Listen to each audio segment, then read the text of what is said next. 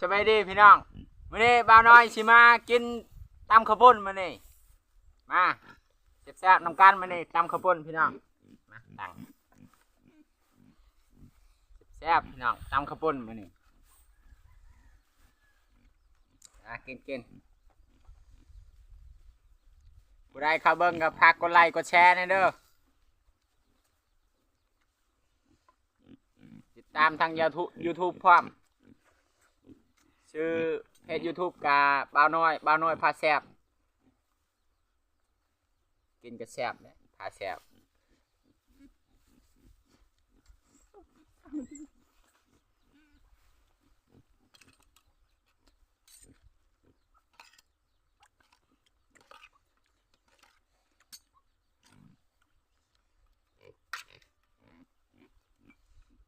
มาแซ่บๆนำกันม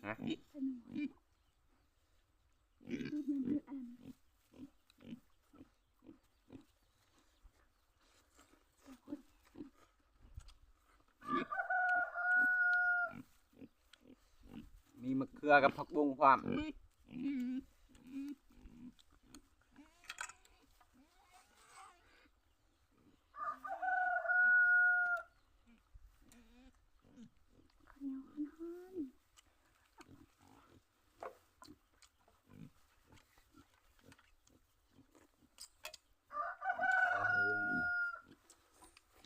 มาแซ่บๆพี่น้อง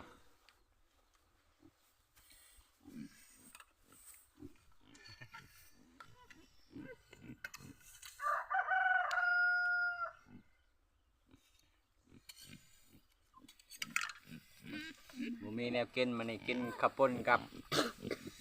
ข้าวเหนียวเป็นยัง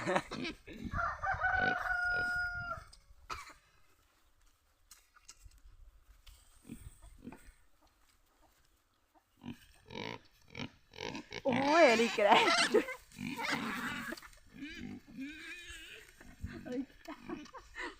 ลิจากลักจับแบบร้อน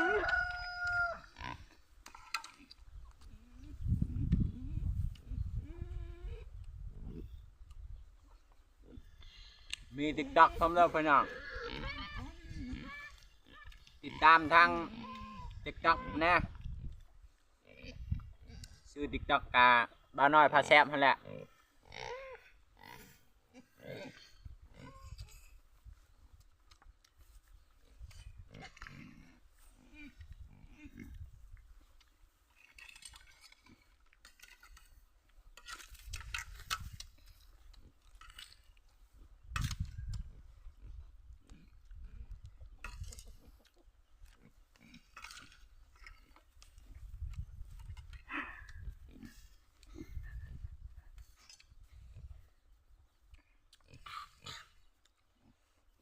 มาแซ่บๆเหมือนกัน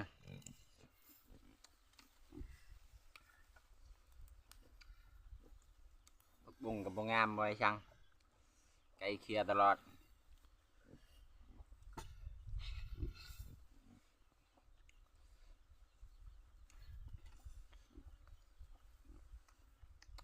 มาคำใหญ่ๆเบิ่ง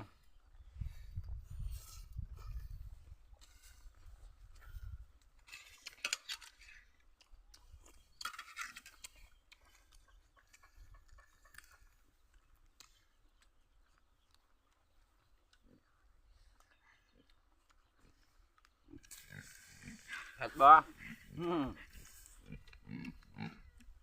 บอกให้ใส่เผ็ดหลาย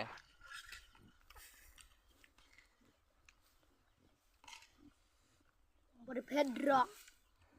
ถูกไหม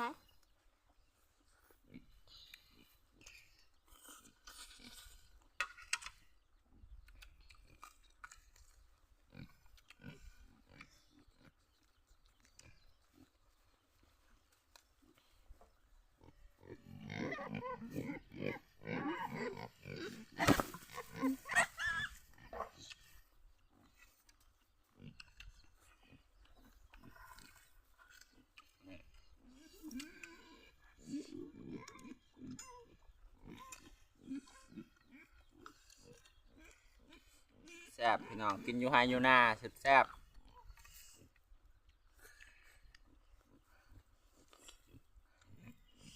หอดใส่แล้วเผ็ดแล้ว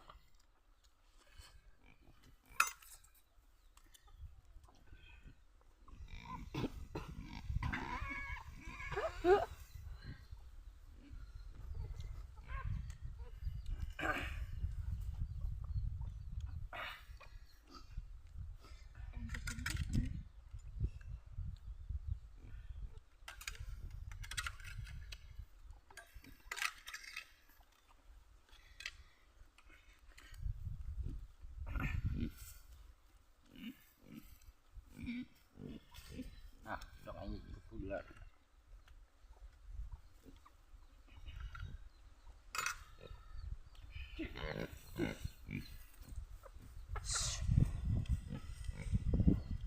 ตำขับปุ่นอย่างเดียวมานี่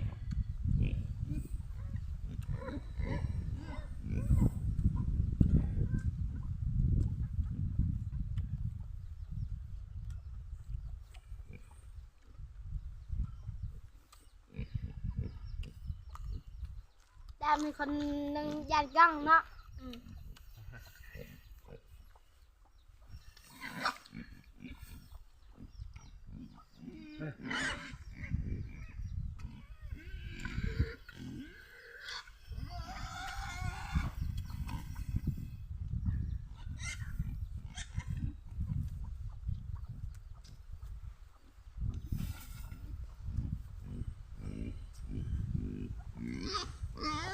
ได้บัง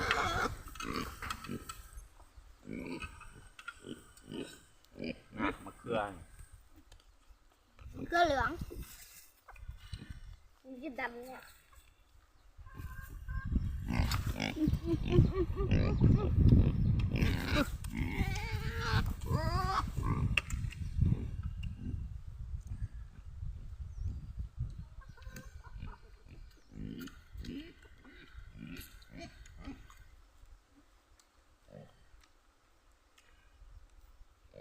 ตำข้าวปุ้นกับข้าวเหนียว